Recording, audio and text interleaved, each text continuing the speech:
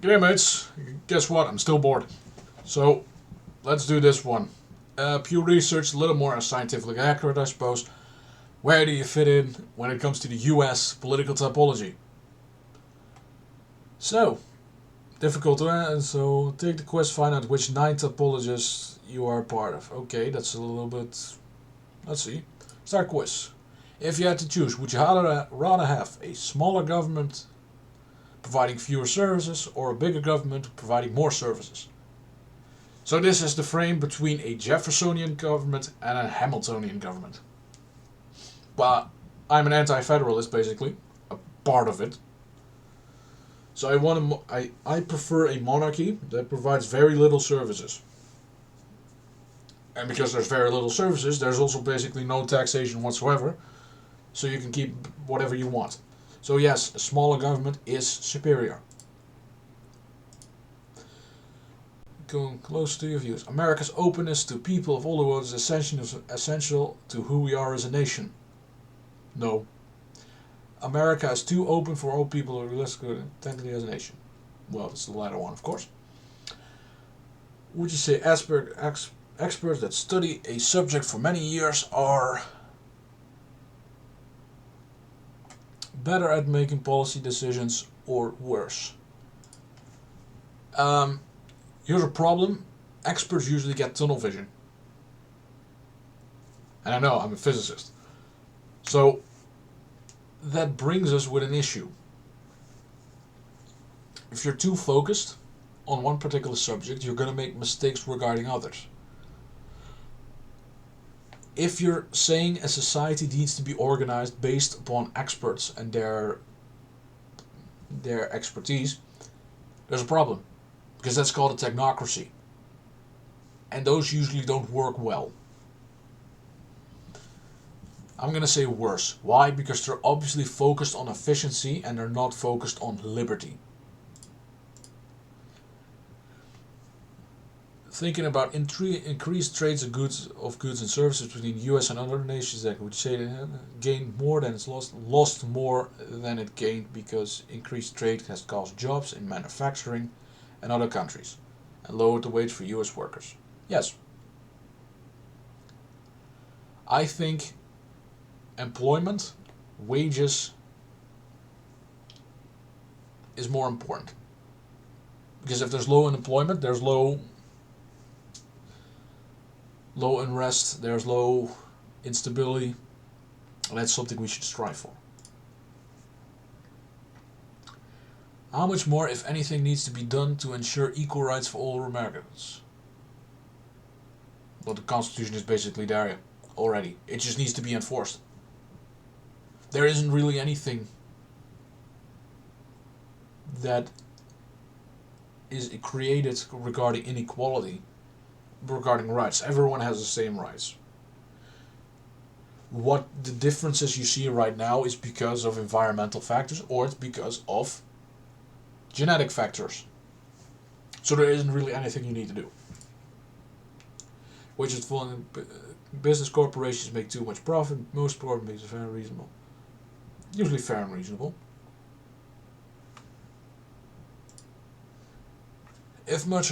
How much, if at all, would it bother you to regularly hear people speak a language other than English in your community? Not much, actually. Doesn't really bother me. Who cares? On a scale from 0 to 100, where is it cold and negative as possible, 100 is warm as positive. How do you feel towards Democrats?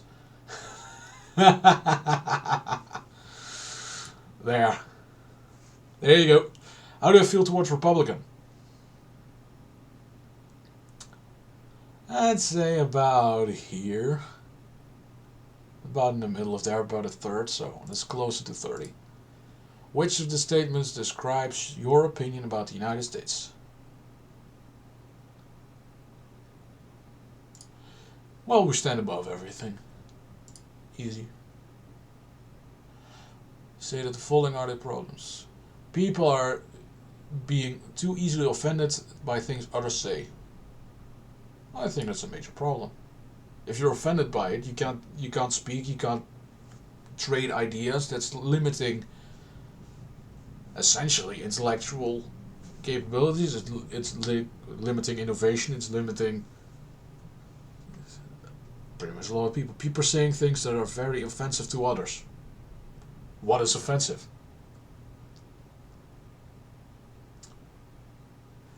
What is an example of an offensive statement? I can't name one. I'm thinking that... Okay, so let's say there's a statement of saying that slavery was a good thing. Do I find it a problem if someone has that opinion? No. I would just think, I think you're wrong, but feel free to make an attempt at convincing me, I suppose. You're not going to be capable of doing it, but I don't find it a problem. Which comes close to your view of candidates for political office? There's at least one candidate who shares most of my views. No, that doesn't really happen. None of the candidates represent my views well. I think that one is the most accurate. How much do white people benefit from advantages in society black people do not? Not at all. In fact, it's the opposite. Because racial quotas, for example. The differences we see today in society is usually based upon either geographical location or based upon genetic differences.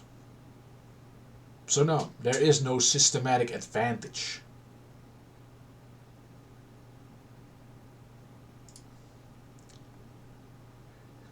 People who are transgender.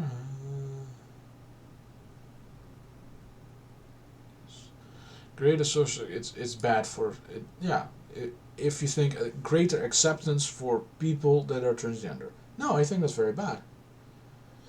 Because transgenderism, and homosexuality, by the way, as well, they are caused by chemical imbalances or hormonal imbalances in a person. You can treat it. That's the fun part about this stuff, about science.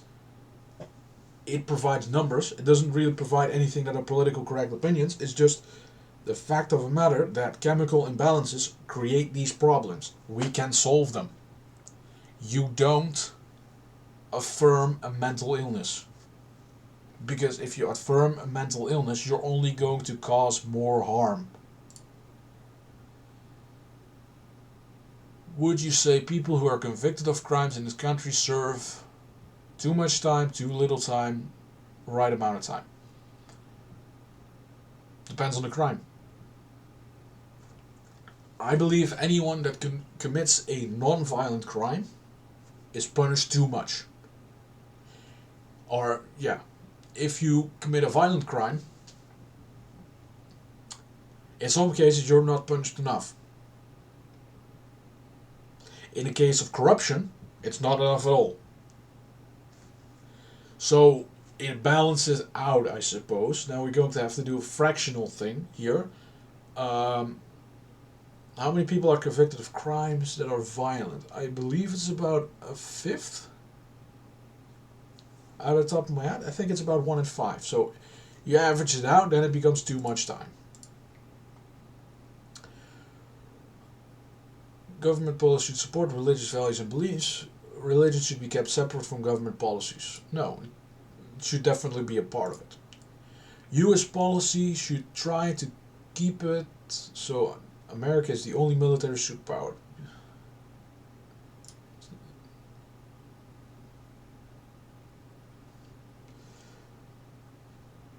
Yeah, America should be above and beyond everything else.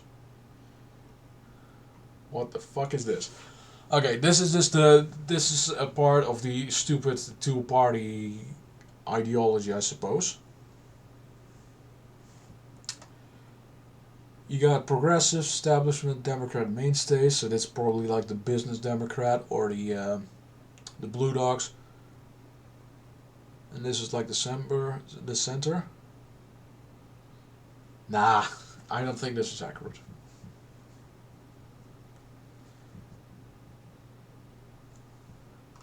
Highly religious, politically engaged, and intensively conservative.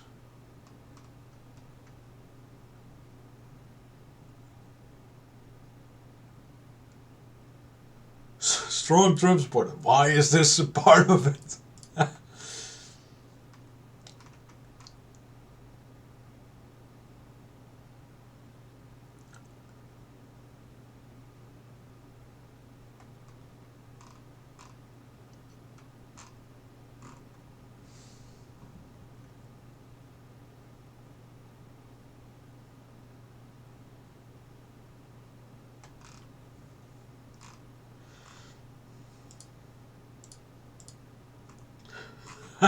This is funny. I don't think this is accurate, but whatever, right? Because of the stupid two-party system, you're supposed to be put into one of the two boxes. It should be a physical field. Maybe 3-dimensional plot. Maybe even 4 dimensions. Which would require at least 3-dimensional plots.